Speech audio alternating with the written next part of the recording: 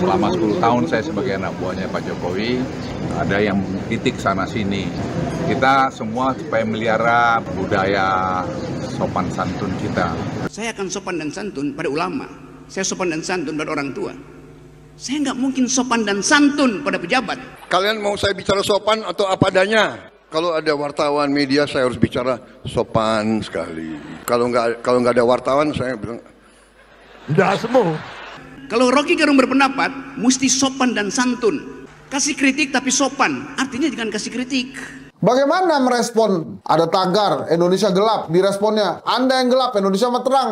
Dasmu, dasmu. Jangan kayak gitulah Pak Menteri. Jangan kayak gitu juga Pak Kepala. Rakyat mah kalau berkeluh kesah ke siapa lagi? Kalau bukan ke pemerintah, orang yang mereka gaji. Jadi kalau kemudian ada rakyat berkeluh kesah melalui tagar, ya jangan begitu.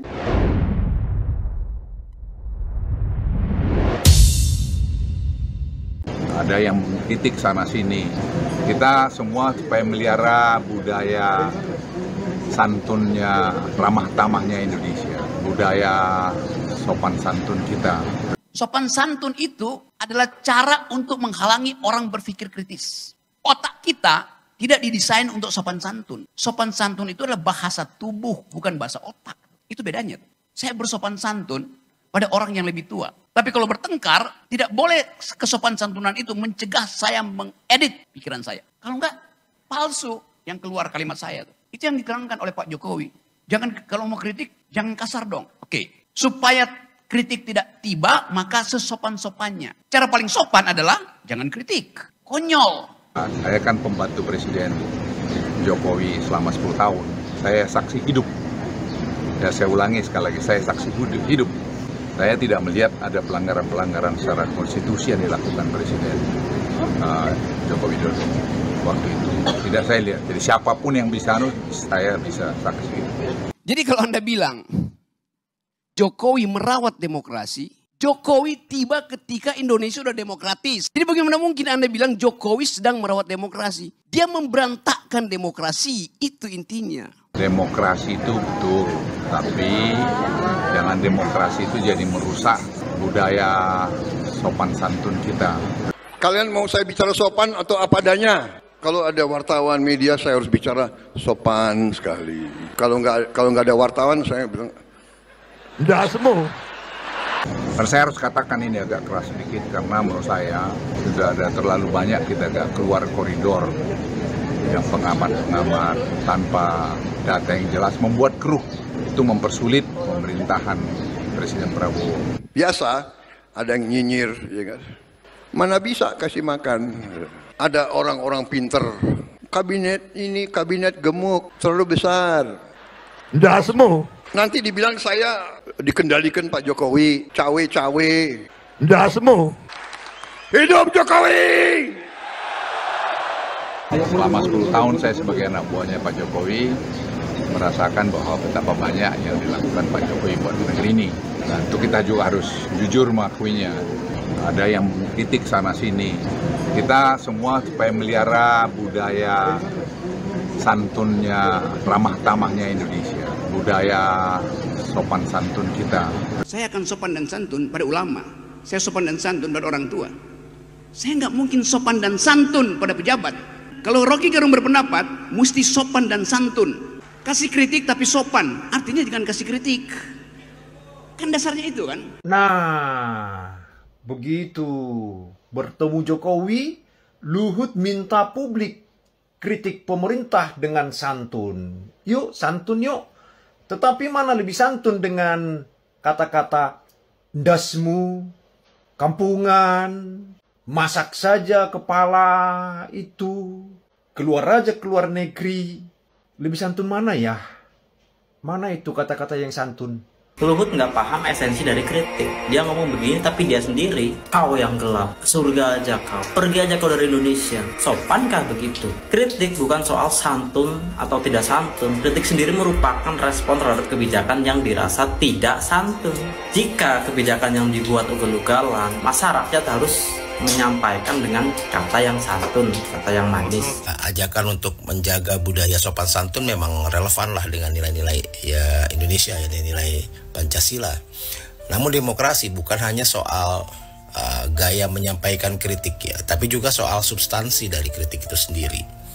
Menekankan kesopanan tanpa memberikan ruang yang cukup bagi kritik substantif ya justru berisiko mengerdilkan diskusi publik yang kritis dan konstruktif. Nah, lalu berikutnya adalah soal sikap sinis ya, skeptisisme di publik ya. Jadi Luhut juga menyayangkan sikap sinis masyarakat terhadap program pemerintah gitu ya.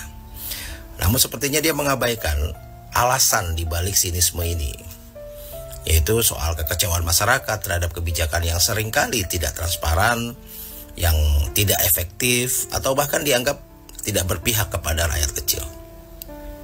Mengkritik sikap publik tanpa introspeksi atas kebijakan pemerintah adalah bentuk pengalihan isu yang sangat kurang produktif kalau menurut saya. Kalau kita bicara soal kesopanan, ya saya rasa seruan Luhut agar masyarakat mengkritik dengan santun ini berpotensi menjadi ya hanya sebagai tameng bagi pemerintah untuk menghindari akuntabilitas atas kebijakan yang bermasalah. Ada Bapak Luhut lagi. Jadi kemarin Pak Luhut ini nemuin Pak Jokowi di Solo. Jadi dia minta supaya publik ngeritik pemerintahnya itu dengan santun. Tapi Bapak ingat nggak, kemarin pas baru demo Indonesia Gelap, Bapak itu ngatain loh. Kata Bapak, kamu itu yang hitam. Waduh, kok rasis gitu ya? Menurut kalian gimana nih? Ngeritik pemerintah emang harus santun atau gimana? Ada pernyataan yang menarik dari LBP sepulangnya menghadap Mulyono di Oslo.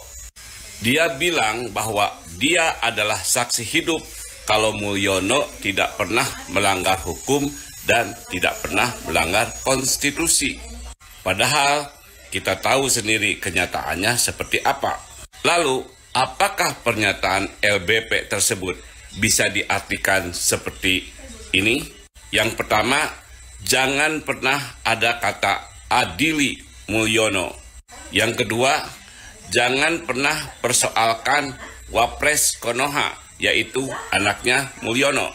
Atau pernyataan nomor 3, jika terjadi sesuatu sama pemimpin Konoha saat ini, maka Wapres Konoha yang anaknya Mulyono memenuhi syarat untuk menggantikan pemimpin Konoha saat ini. Kita tunggu saja beberapa hari ini gebrakan yang akan dilakukan geng SOP setelah trio ini menghadap Mulyono di Solo.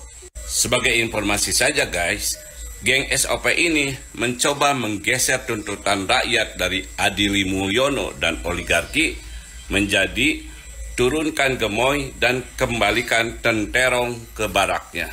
Dahsyat kan Mulyono? Luhut Binsar Panjaitan minta masyarakat untuk menyampaikan kritik terhadap pemerintah dengan cara yang santun.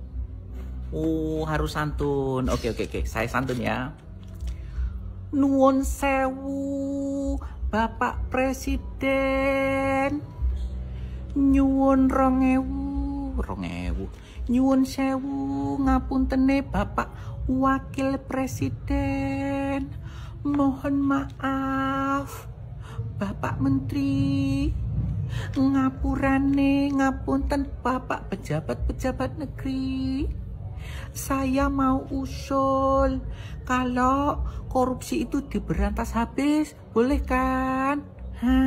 Terus saya usul kalau koruptor itu dihukum metong, boleh nggih Bapak Presiden pemerintah?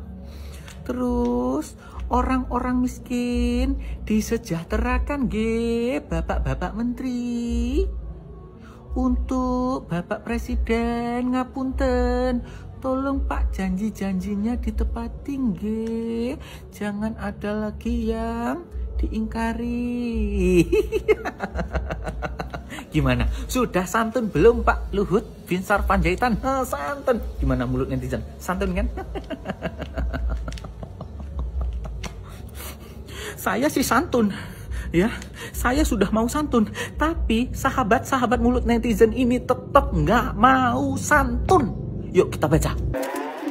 Kritik keras saja tutup telinga, apalagi santun.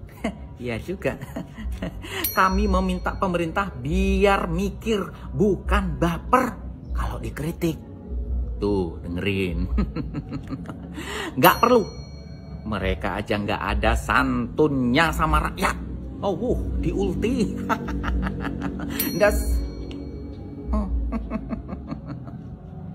Saya harap pemerintah menanggapi kritik tidak dengan cara harus santun ya. Tuh. Pemerintah ngilep uang rakyat emang perbuatan yang santun. Santun. Kan caranya bagus, baik, nggak ngerampok, santun tuh. Lah, gimana? Giliran korupsi, santunkah pejabat kalian? Santun. Mereka itu nggak nodong, nggak ngebegil. Mereka korupsi. Harusnya sih analisa, Pak. Kenapa bisa kritik rakyat tidak santun seperti itu? Kami bukan lagi marah, tapi muak. Lah, itu. Rakyat sudah muak dengan keadaan ini. Rakyat sudah muak. Kalau kalian gimana, sahabat mulut netizen? Muak nggak? Muak nggak? Kita ngeritik itu karena apa? Karena muak. Muak.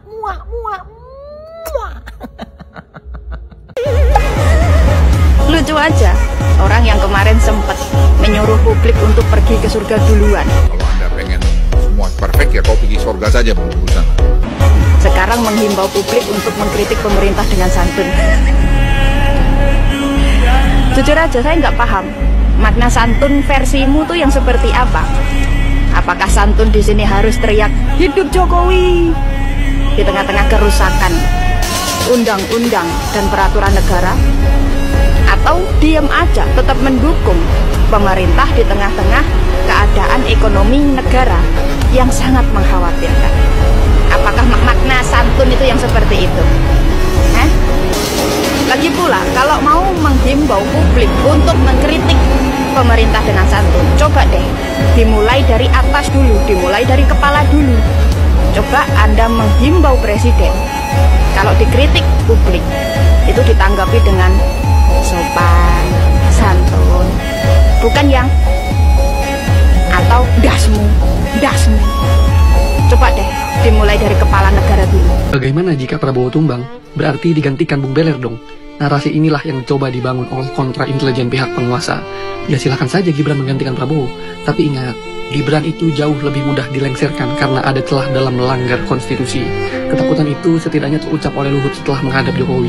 Selanjutnya, biarkan mekanisme elit politik yang bertarung untuk pergantian. Setidaknya perlawanan kita berhasil mengguncang kekuasaan.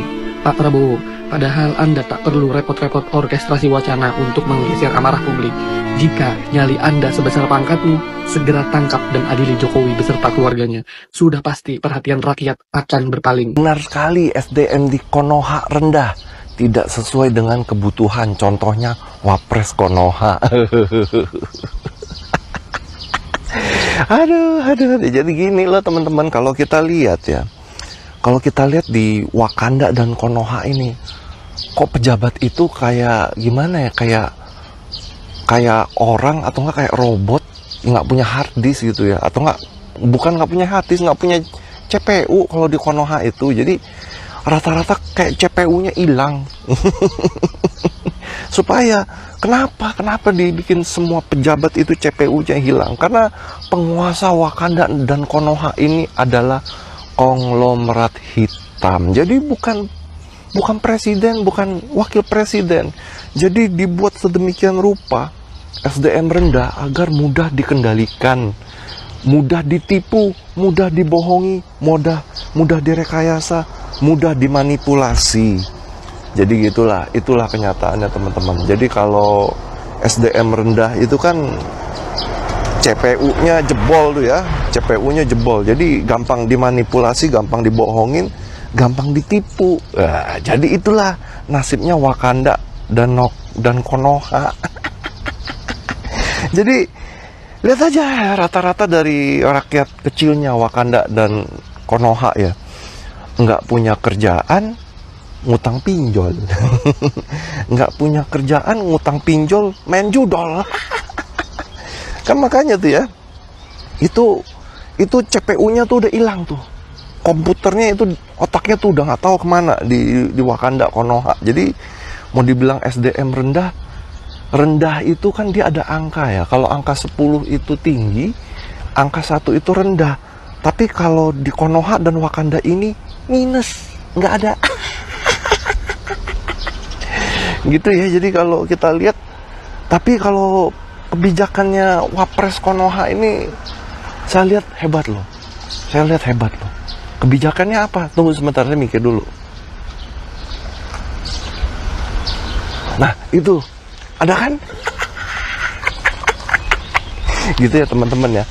Bagi kalian yang sudah nonton video ini, saya doakan kalian ya berhasil semua, hoki kaya raya, sehat dan bahagia selalu. Salam cuan. Guys, lihat nih, lebaran di rumah si pemilik ijazah asli Bapak Anies Baswedan. Alhamdulillah ramai. Kerennya Pak Anies padahal pengangguran, tapi orang yang datang untuk berkunjung begitu banyak.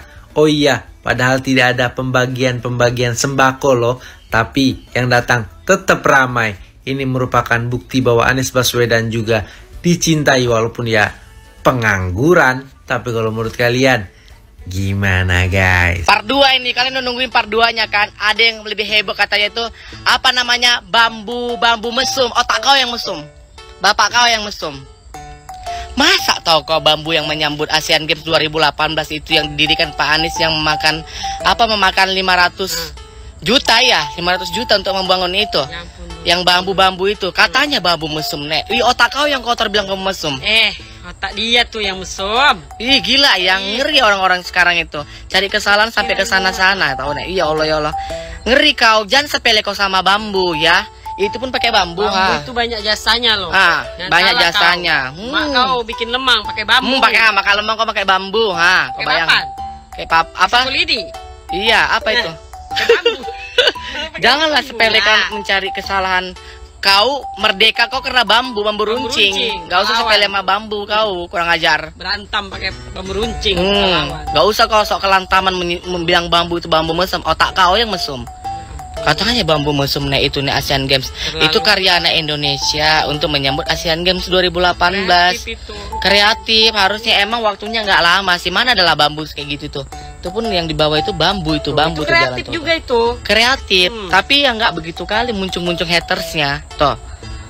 Terlaluan. Itu pun busuknya bentar lagi bambu, tapi biasa aja. Itu kan karya Indonesia, terus estetik jadinya tuh. Estetik ya kan, terus dipakai, terus itu buat